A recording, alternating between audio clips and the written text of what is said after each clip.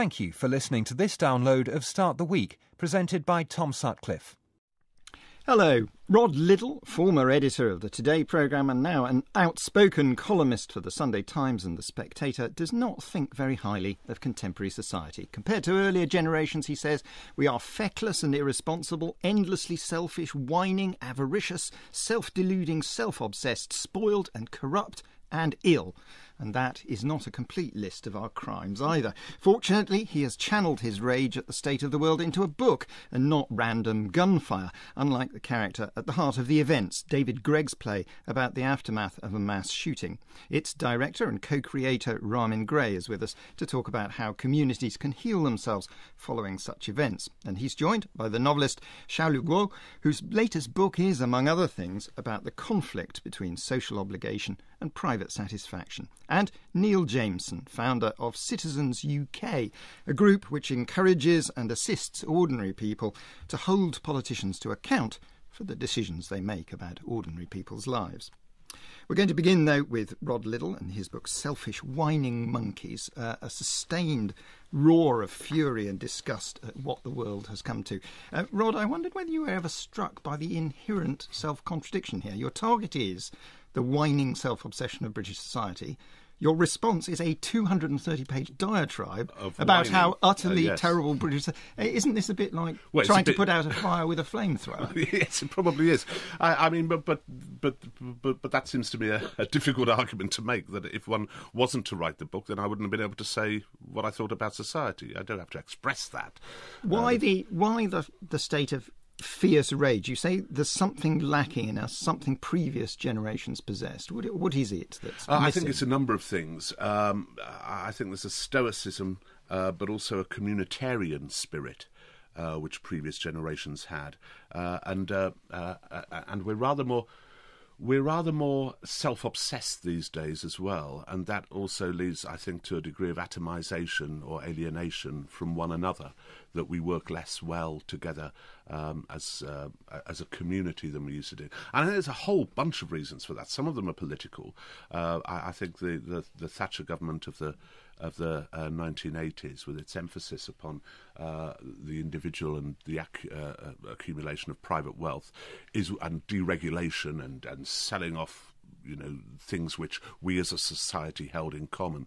But I think also into that comes some of the stuff from the 60s, which was also about self-empowerment and the pulling down of authority. And then there's stuff which is nothing to do with politics, which is partly a consequence or contingent upon technology, such as, the fact that we travel more these days, we live in the same place for far shorter periods of time, we know fewer, we get to know people, far fewer people than we used to. We don't know our neighbours as well as we used to, and so on and so on. So I think there's a whole bunch of stuff, and the fact that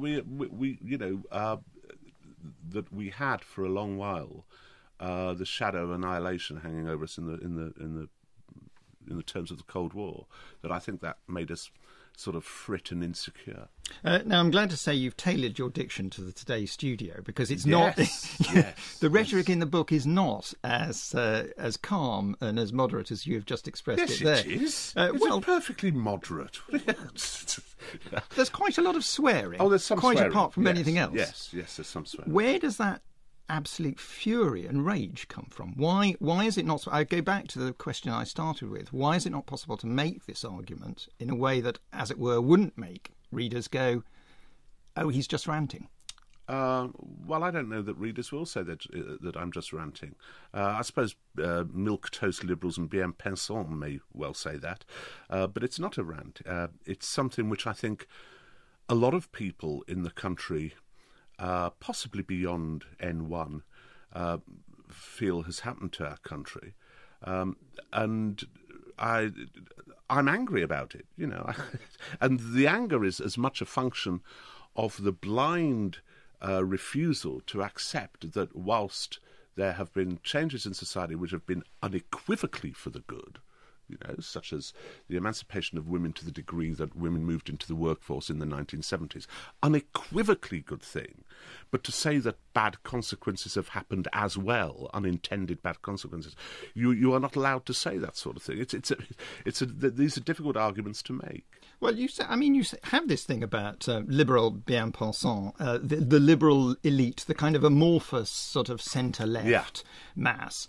I don't know if it's left. I don't see it as being particularly left-wing. Faux left, you call it. Faux left. I think it's based upon. I think most of its views are based upon economic self-interest, and always have thought that. I take a very Marxian line on that.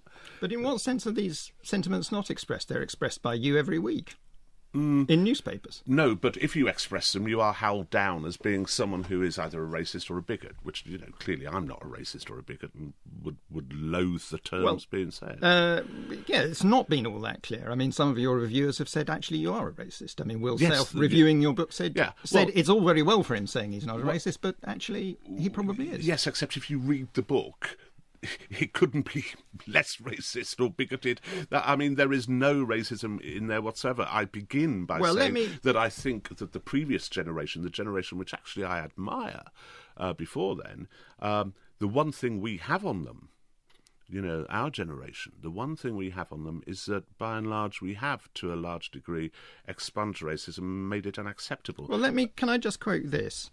Because you're talking in defence, as it were, of those, that section of the community which you feel is excluded from the conversation by, as it were, the liberal elite. They do, you're talking about the liberal elite here. They do not, on the whole, suffer the high crime rates, the shortages of work, the third world diseases, the drive-by shootings, the muezzin's wail, and the attacks upon single women, the grooming of young teenage girls, all stuff which, rightly or wrongly, the indigenous working class complain about until silenced by the massed ovine bleat from the liberal elite, racist. Yes. My point about that is that that's dog whistle prose, isn't it? You don't specify any races in there, but it's very clear what you're talking about. You're talking about immigrants in that paragraph. Am I? I would say you were. I would say you're implying that. Are you not? What I'm actually saying is, much as I was saying about the movement of women into the workplace in the 1970s, that simply because something which happens and we might agree that it was right to happen doesn't mean that bad consequences don't come as a result, and that is exactly what has happened, and that people like you, on the affluent faux left, will immediately try to silence those arguments by saying racist, just as you have done just now. Well, now, do you think I'm not. I'm saying that there's a possibility that race is an element here, and you're hiding from it. Do you not see what happened? Following your train of thought, what happened particularly with, for example, the grooming of the girls in those Lancashire and Yorkshire mill towns, that for a decade this was going on, and people didn't act on it because of a fear of being perceived as being racist, for a fear of causing a disruption between two communities. People didn't act on Jimmy Savile for years and years for a fear of being seen to question a celebrity. I mean, these things always happen, the problem is, as it were, not facing the issue. It's not necessarily racism. But that's it. We didn't face the issue. But and we didn't face the issue either. With the white working class who claimed that their towns are changing. Now, the general response to that is, well, towns change. Well, sure they do, but it's the speed at which those towns change, and also the right of people to complain when that happens. They do have a right to complain. Of course, they have a right to complain, but without being called racist. Well, yes, but there's a very interesting remark in that bit I just quoted. All stuff which, rightly or wrongly, the indigenous working class complain about. Does rightly or wrongly not matter? Is it neither here nor there? Because in some cases they might wrongly be complaining about it. In some cases, well, it depends upon perception. You see, the trouble is that these things are reinforced by a blanket refusal to address them by the establishment, which is what we've seen on countless times. And it's why so many people voted for a profoundly unworking class party such as UKIP at the last Euro elections. That if the establishment pulls down the shutters on this, regardless of whether the complaints are factually correct or factually incorrect, then it fosters within those communities a degree of resentment. Well, I agree that pulling down the shutters might not work, but you need to say when it's wrong. Sure, but so does saying racist. as you just did. So does what do you describing what do you call it? What do you call it when it? What do you call it when it is racism? Well, you call it racism, but, Fine. but that then isn't. Well, Neil Jameson. Sure, just a couple of points, really, Rod, if that's all right. And Sure, the BBC's masochism of having you on, really, because I worry what you're going to write about this panel in your next book, effectively, or me, indeed, as a sort of liberal myself. I read The Guardian and all that. You don't have to. You could give that up. Well, I do mix it up sometimes, but basically that is who I am and where I'm coming from. I enjoyed your book, really, in spite of myself, because it was fairly bitter and full of pessimism. I think where I would take issue with it is that effectively the conclusion, which is the left and the right's fault.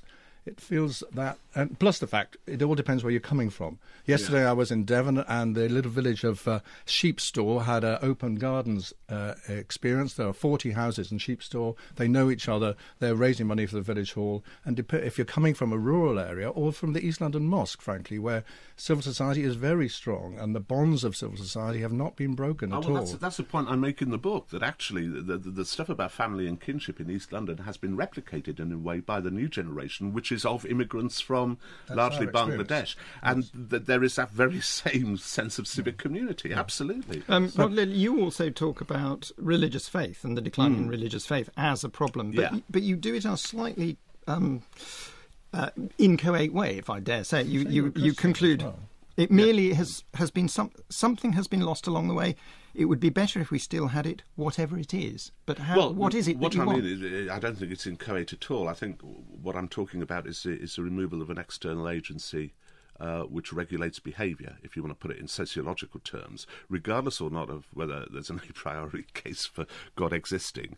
The stuff which we feared about God, the idea that there was this bearded and rather severe chap who might punish us if we transgressed, has been sort of gradually winnowed away over the last 30 or 40 years, partly as a consequence of of scientism, partly as a consequence of the fact that we are wary these days of religious certitude for obvious reasons, and partly for a whole bunch of other reasons. But it's been done away with, and that was something which again, for good or for ill, did regulate behaviour to some degree. Xiaolu, I just want to bring you in because your novel has similar kind of dismay in it about a younger generation detached and unrooted, and an older generation which has suffered and struggled. I mean, this is a universal feeling, isn't it?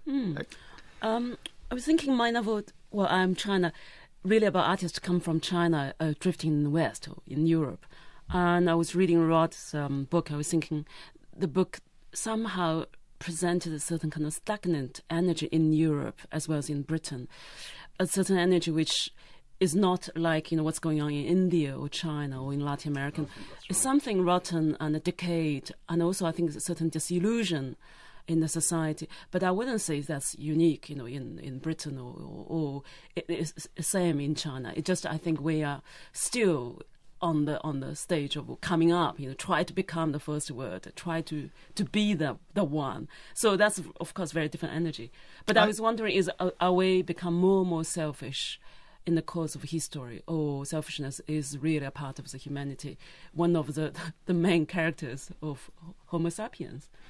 Well, there's some truth in that, and I do say in the book that I think we do what we think we can get away with, and the point, I suppose, for my book is that we can get away with a lot more these days for a whole bunch of reasons than we used to be able to, which is how I think we've become more selfish. An awful lot of that is down to this mass atavistic deregulation and acquisitiveness, which was inculcated by a woman who we were talking about in the green room, Margaret Thatcher, who is still seen in the East as a heroine. You tap into, I think, a very widespread anger when you write about credit. You're very fierce about it, and you write, credit is an officially sanctioned instrument for ensuring quiescence among the plebs. Credit has taken over from religion as the opium of the people. You think that's a deliberate process? Yes, I do think it's deliberate. I mean, I might be overstating the case. Heaven forfend I should ever overstate a case. But I do think that credit, or as it used to be called, debt, has enslaved vast numbers of people and made their lives misery in this country. I have no doubt. Neil Jameson. Sure, yeah. My other criticism, Rod, is that you're very good at the analysis, but not so good at the solutions. The bit about credit I really liked. That's fair enough. Because you did mention a cap on credit. It's been a campaign of ours, and frankly, George Osborne has now agreed that there should be some sort of control. But it won't happen until 2016. The reason Britain has so many payday lenders is because there's no cap on credit. It's the only country in Europe with no cap on credit. So a few more solutions like that would be good. But your analysis of that and your analysis of what's happened to children through the system of globalization, I think it is, rather than our selfishness, where risk has been taken out of their lives, as well as boredom being seen as a threat rather than a challenge to young people, I absolutely agree with. Ramin Gray. I really enjoyed your book, Rod, and actually I think one of the key points which you mentioned is the rate at which things have changed and how discombobulating that is.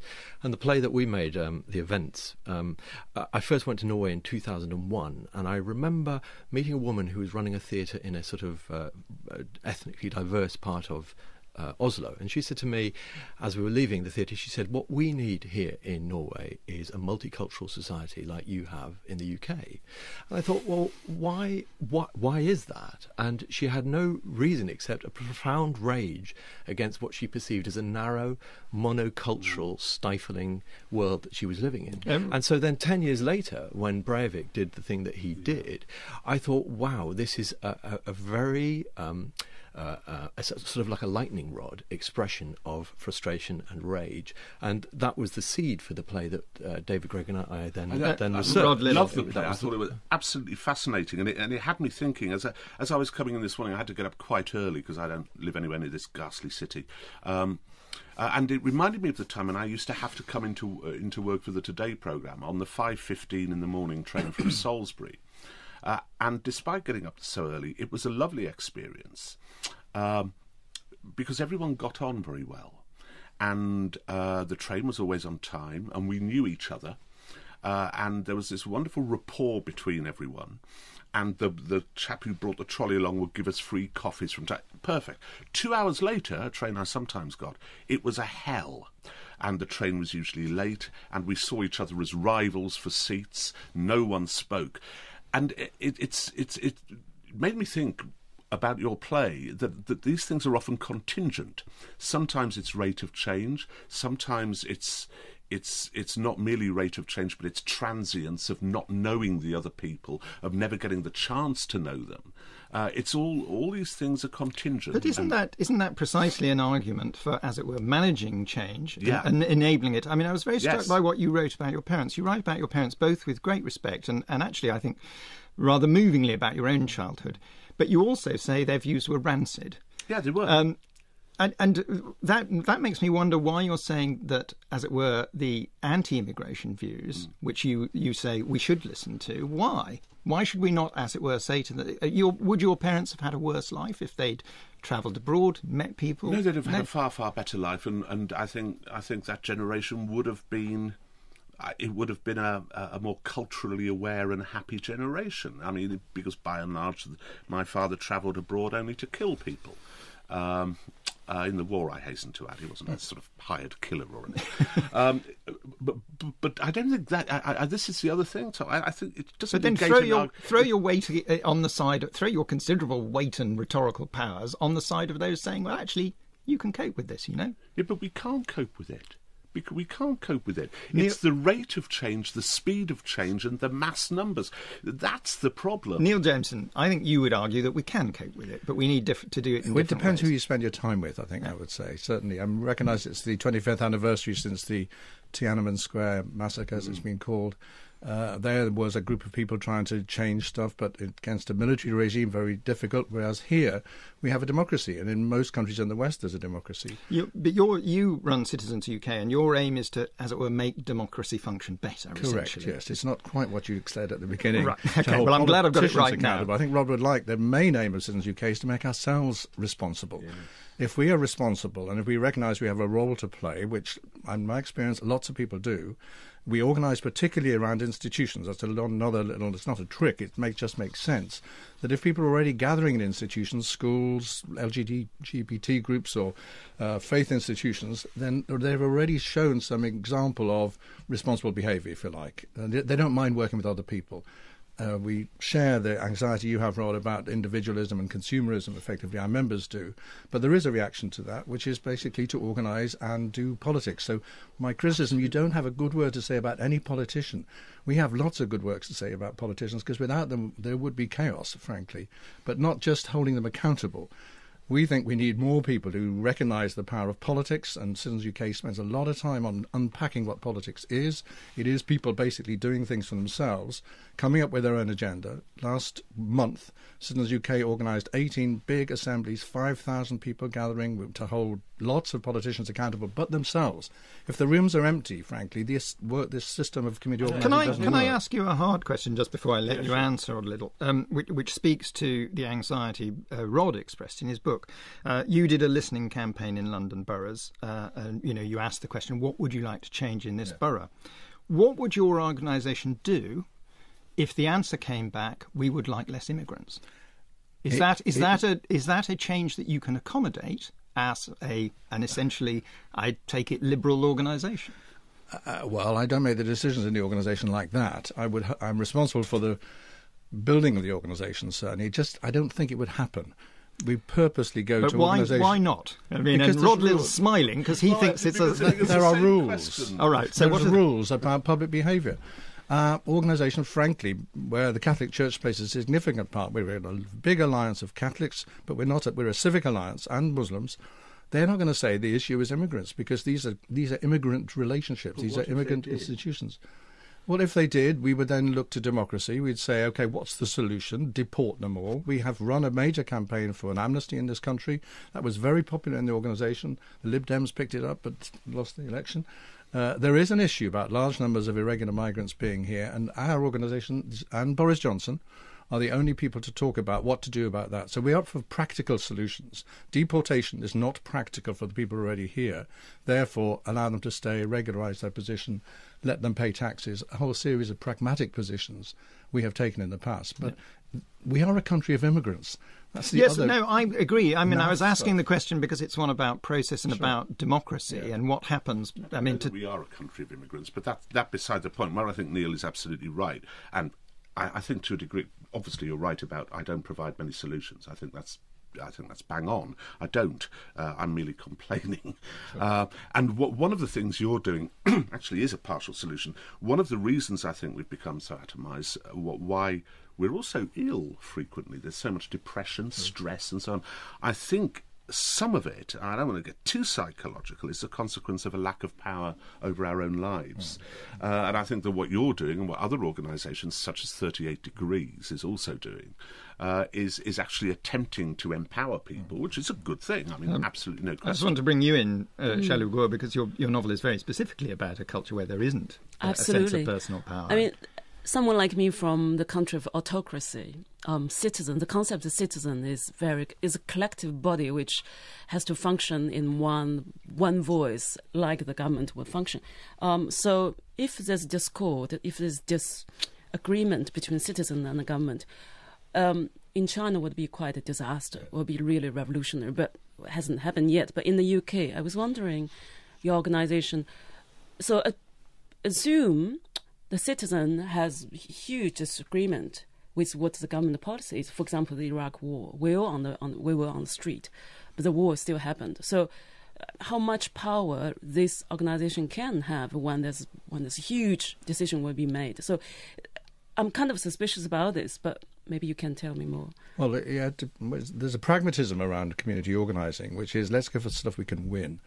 To a large extent, civil society has always gone to stuff they can't win, and people don't grow in that process. We're very focused on the development of leaders, which is why, pragmatically, in Croydon, one of the issues that we presented to the council leaders 2 weeks ago was a traffic light in the middle of Thornton Heath, which is not timed enough so that the disabled can get across, and it starts flashing and there's chaos and the cars intimidate the disabled. We could do something about that. Let's start with that and then grow. The Living Wage campaign is the campaign we're most pleased with. 700 living wage employers now, on a voluntary basis, apart from the BBC, of course, are paying a wage which they voluntarily choose to pay. That's a big deal. This has transformed the market so far as the pay of low-wage workers is concerned. So even the living wage isn't high enough in my absolutely. opinion. No. But I think Xiaolu's Ramin point Gray, is... I wanted to bring you in because your play presents another way in which, as it were, community and community togetherness can stand against this division and violence in life. Well, as I mentioned earlier, it's based on the action of one man who disagreed so profoundly with the way that his society was going that instead of writing a book, as you said, he took a gun and killed 79 people. It begins with Anders Breivik, essentially. That was the seed. You don't that was the specify. seed. We don't specify that, and I think that's very important because, and we cast an actor, a black actor, in the role because it's a template which I think you can see happening many, many times, unfortunately, from the 9/11 bombers through the 7/7 boys, the Boston Marathon kids, etc. Elliot Rodger just a couple of weeks ago. But I suppose the reason I work in the theatre is that I do have a profound belief in the idea of people coming together in a space. It's a collective art. You can't make theatre without recognising that, if the audience don't come, there is nothing there. And what's different with this show is that at every performance we have a plug-in local community choir, and their participation is crucial to the nature of the event. So it becomes a little bit like a town hall meeting. I suppose maybe one of the Citizens UK's meetings that I've never been to, but I feel that it has that spirit, that it taps into very core things that we do. So some of the roots of inspiration were ancient Greek theatre or the church service, the ritual of the church. And one of the things about theatre is maybe even if the quality of what you're seeing is really, really bad, there is something basically harmless and possibly even good about us just gathering together to dwell, to meditate, to consider things of great import to us all. Yes, I saw the events in Edinburgh last year, and there's something very touching about the combination of professional actors, and then the choir takes some of the lines, and they read from a script, and they're not professional actors, so you get this odd mixture of amateurism and professionalism, and it is very touching because you've got a sense of an outside community coming in. It is about change as well, isn't it? The character, as it were, the shooter in your play says, "I don't hate foreigners, I hate foreigners being here." Part of the point of that is he never gets to understand that they're actually not really foreign. And that's the point of the choirs, isn't it? The choirs are all mixed and have immigrants and asylum seekers in them, and they form a society. Exactly. I mean, I think every the boy you only meet the boy once in one particular scene where she goes to prison. The rest of the time, the central character is this priest Claire, who is struggling to try to understand what this person has done. And I think what the wisdom of the play lies in the fact that there is never a clear solution in the end. It's a little bit like reading Rod's book. So there's a mosaic of hundreds of different problems, and there's never a solution, but the solution in the end, or the theatrical solution, is a sense of transcendence that just singing together and being together can give you. Neil Jameson. It comes back to the point I think that was being made earlier. There is a solution in the play, which is there's some things you can do something about and some things you can't, and one of the characters actually says that, I think. We can't do it, so therefore, effectively, let's sing. And that was such a relief to get to that point there. We can't do much about the individual crank, the eccentric, the terrorist and stuff, but boy, we can do so much more. And effectively, the play finishes on a very high note. I thought it was a wonderful play, the mixture, as you say, of choirs, and they're all spontaneous choirs. I mean, they don't know quite what's going on. Yeah, I mean, they're drawn from all walks of life. So we've had the London Transport Choir, but we've had a choir from Shell, we've had corporate choirs, we've had gay and lesbian choirs. There are hundreds and hundreds of mini communities out there, and each one brings a very particular spirit and tone and colour and a particular focus to all the particular scenes. They are refracted and resonate through these different groups of people. It does pretty unequivocally say multiculturalism is a solution to some of these problems. It seems to me it's not questioning that concept in the way that you do in your book on occasions. I mean, not in general terms, but what it does as well is you see the choir as a society with its own boundaries, with its own solidity and its certainties, and that is very important in itself. If a bunch of right-wingers were to invade that choir and to express dissenting views, I assume that they wouldn't be... I assume you haven't had the BNP choir putting into the... I don't know if they have one. I mean, I think it would be great to have them, though. And I think we're very committed to having all different choirs through that show, because... they'd all have to sing off the same hymn sheet. They would all, in the end, have to sing off the same hymn sheet. The cruelest thing. I mean, and I haven't seen the play, but I enjoyed reading it very, very much indeed. And I think it did tie in with what I was writing about, but particularly the narcissism of the boy. But if one were being cruel, one could say that the play is a somewhat is sort of a hysterical reaction of the bien pensant left to what it sees as being arguments against its own affluence and comfort from those who don't have that affluence and comfort, if you see what I mean. It's not hysterical to not want to be shot, is it?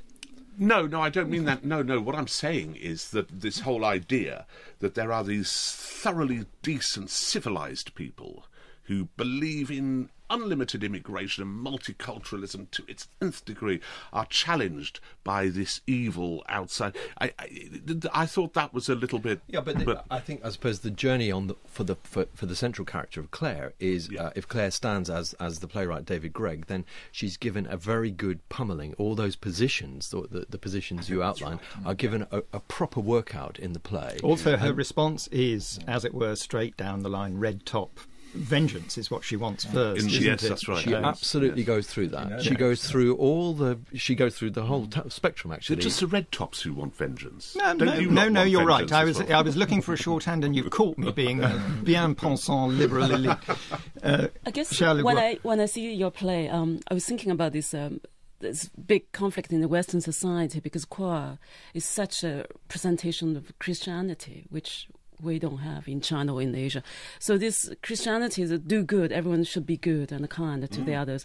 So this quality, a hugely big conflict with the modern society. We live in such a limited space and resource. Yeah, so exactly Europe has really smallest land if we compare with other continents. But such intense conflict from immigration and all the history in the past of the colony. So how do you deal with that? A Christian society deal with this modern conflict, because it doesn't work. The practical reality, which has nothing to do with Christianity in the past.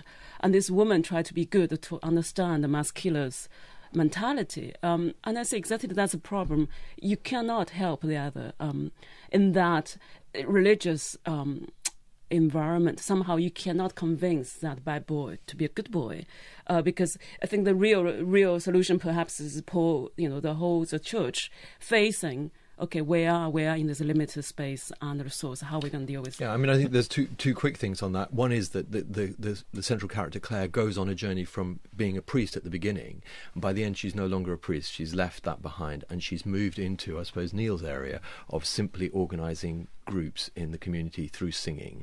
So that's one thing. And the other thing is that you're right about as Rod points out, the retreat of the church.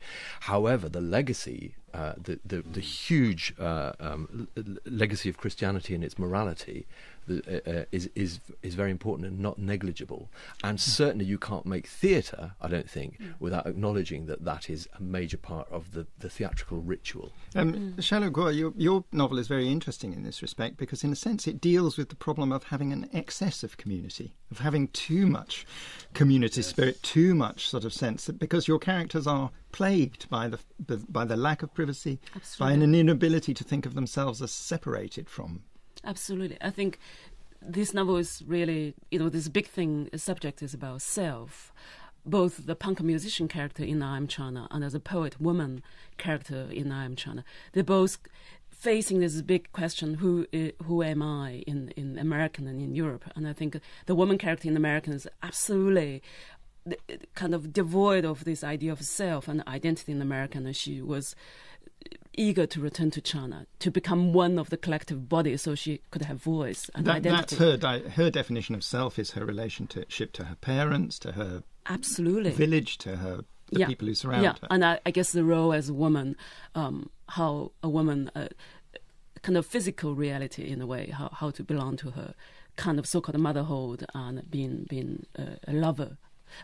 So that's it seems like a traditional idea, but then again, if someone grew up in the society and never been encouraged to be the self, I think it's a very bleak situation for she to be in the West. Well, but you had a very fascinating little sort of window opened for me. You would describe a character, and she's reading either the novel of My Private Idaho or looking at a bootleg film of it.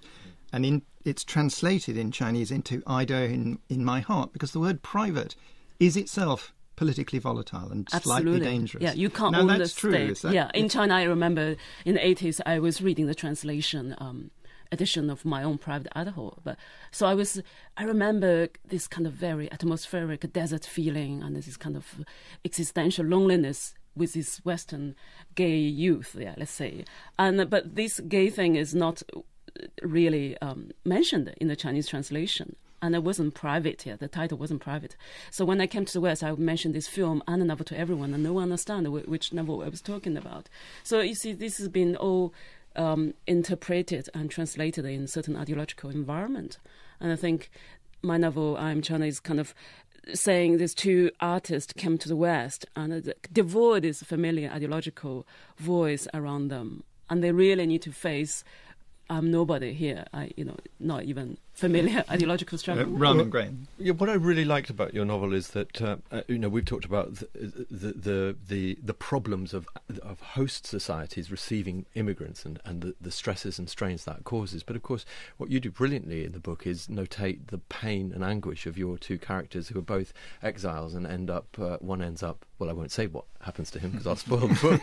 But they have a very and they are both highly educated, literate, sophisticated people, and nevertheless it's a journey of incredible pain for them. And it's one of those things that's rarely noticed, I think, is the equal and opposite pain that is felt by the person who has to leave their country and travel to the West. Rod Liddle, you were wanting to come in. Yeah, I thought it was an absolutely beautiful book. Really, really enjoyed it, and very funny as well in parts, which is which I wouldn't have got from reading the blurb. But to what degree is that absence of privacy and the absence of a sense of self simply a consequence of communism? Or was there something culturally inherent before communism came along which made it easy for communism to utilise that lack of privacy? Well, I guess not. It's never a huge discussion of privacy of self in China. It wasn't. I think before communist regime, it's Confucius society for 3,000 years. It's kind of emperor there, and then the rest is kind of servant and then peasants. So the society is more like how the self integrates the melt into the bigger power or even the nature. So we say the sky and the self body is one, 天人合一. So this is kind of like idiom. So for 1,000 years is that kind of culture. I think it was never and has been never an individual-based culture. Neil Jameson, Sure, yeah, I too enjoyed the book. I thought it was brilliant and touching and poignant, though the sex scenes were particularly unpleasant in a way, and the character of Iona was a bit of a mystery. I thought that because she didn't feel real until at the end when there was a sort of happy ending. I mean, if you did an interview in the Observer yesterday and you said you thought that was the last time you were going to write about China. It's always heavy when I thought to myself, well, the last 5 years was being really heavy because it's subject and it's so much linked to my own history and a goodbye letter or kind of farewell letter to China in a way for me. And I wanted to write about the environment I am now, say East London. You write as well. I mean, it's interesting. I've thought there were echoes with Rod Liddle's book, and particularly your attitude to your parents' generation, because in this book, the older generation, they either have memories of the Long March or they've come through a period where slowly things have got better, so they can't understand their children's dissatisfaction. They can't understand that you might want more because you've already got everything that they have. One huge sorrow sadness in the Asian society is discontinuation of the history. We complain about Britain or London, all the time. But again, I see from foreigners' eyes, I think it's not so discontinued. I think history in Britain is continued. You can see you can see each 100 years how even from Victoria time to industrial time and the Dickens book, all this. And if you go to museums, the history is presented there, and in the modern architecture too.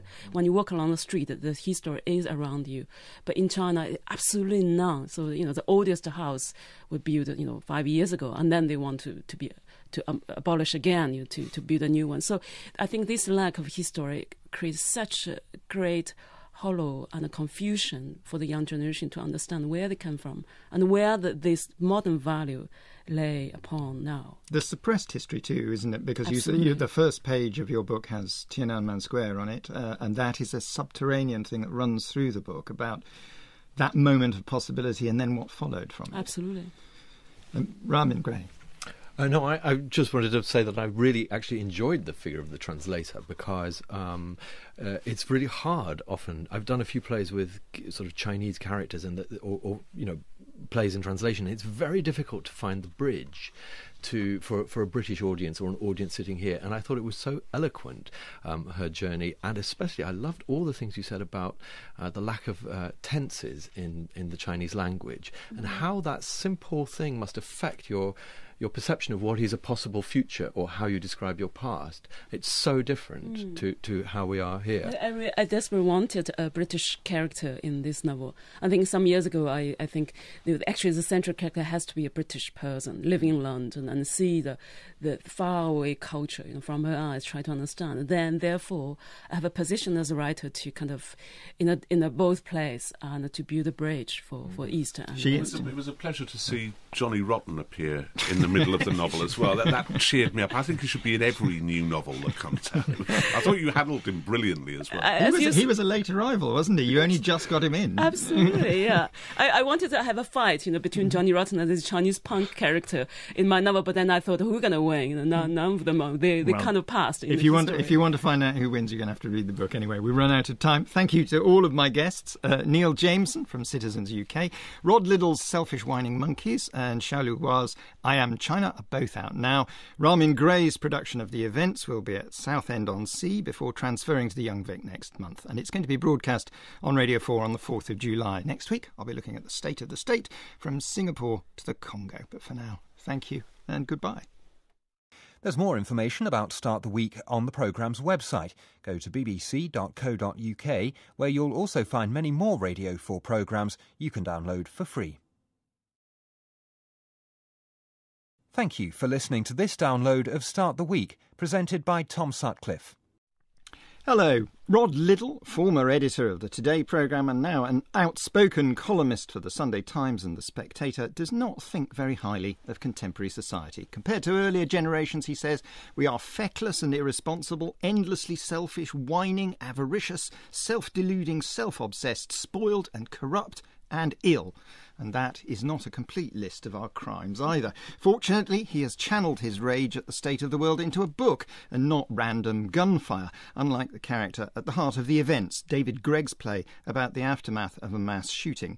Its director and co-creator Ramin Gray is with us to talk about how communities can heal themselves following such events. And he's joined by the novelist Xiaolu, whose latest book is, among other things, about the conflict between social obligation and private satisfaction. And Neil Jameson, founder of Citizens UK, a group which encourages and assists ordinary people to hold politicians to account for the decisions they make about ordinary people's lives.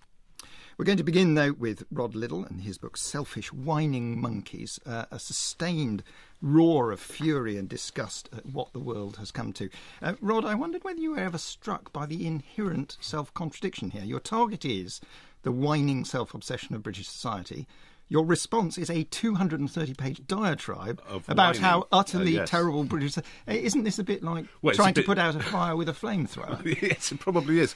I mean, but that seems to be a difficult argument to make, that if one wasn't to write the book, then I wouldn't have been able to say what I thought about society. I don't have to express that.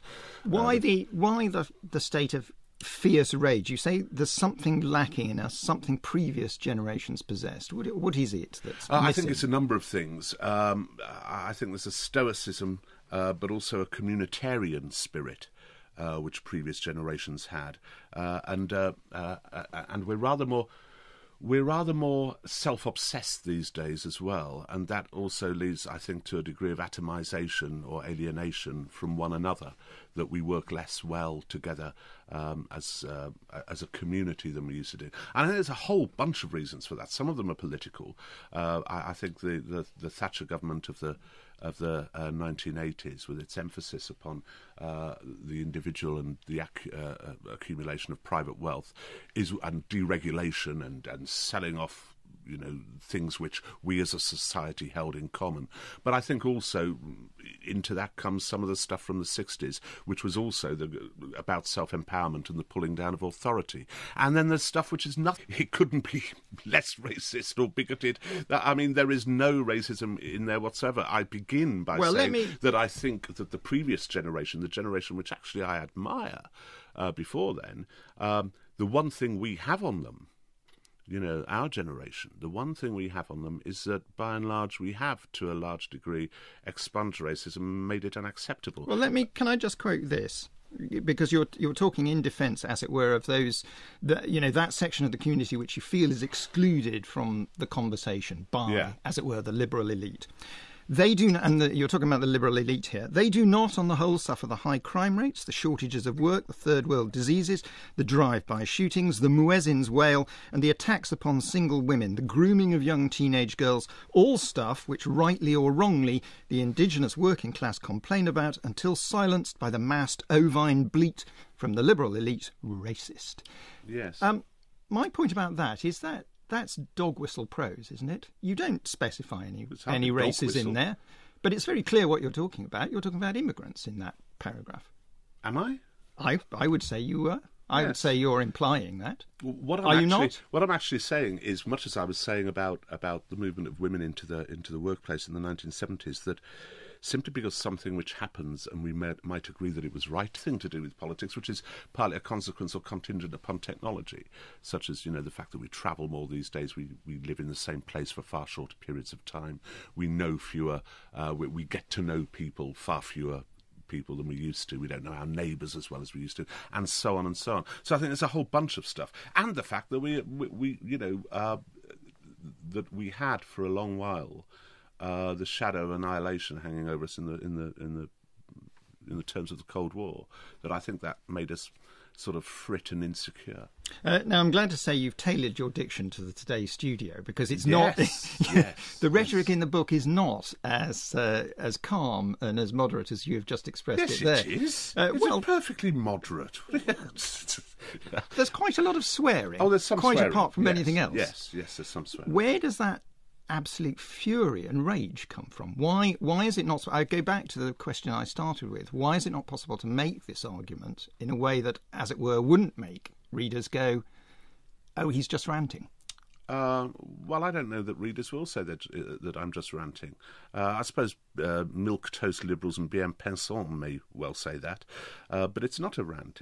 It's something which I think a lot of people in the country, possibly beyond N1, feel has happened to our country, and I'm angry about it, and the anger is as much a function of the blind refusal to accept that whilst there have been changes in society which have been unequivocally for the good, such as the emancipation of women to the degree that women moved into the workforce in the 1970s. Unequivocally good thing. But to say that bad consequences have happened as well, unintended bad consequences, you are not allowed to say that sort of thing. These are difficult arguments to make. Well, you have this thing about liberal bien-pensant, the liberal elite, the kind of amorphous sort of centre-left mass. I don't know if it's left. I don't see it as being particularly left-wing. Faux left, you call it. Faux left. I think it's based upon. I think most of its views are based upon economic self-interest, and always have thought that. I take a very Marxian line on that. But in what sense are these sentiments not expressed? They're expressed by you every week. in newspapers. No, but if you express them, you are howled down as being someone who is either a racist or a bigot, which, clearly I'm not a racist or a bigot and would loathe the terms being said. It's not been all that clear. I mean, some of your reviewers have said, actually, you are a racist. I mean, Will Yes, Self, reviewing your book, said well, it's all very well for him saying he's not a racist, but actually he probably is. Yes, except if you read the book,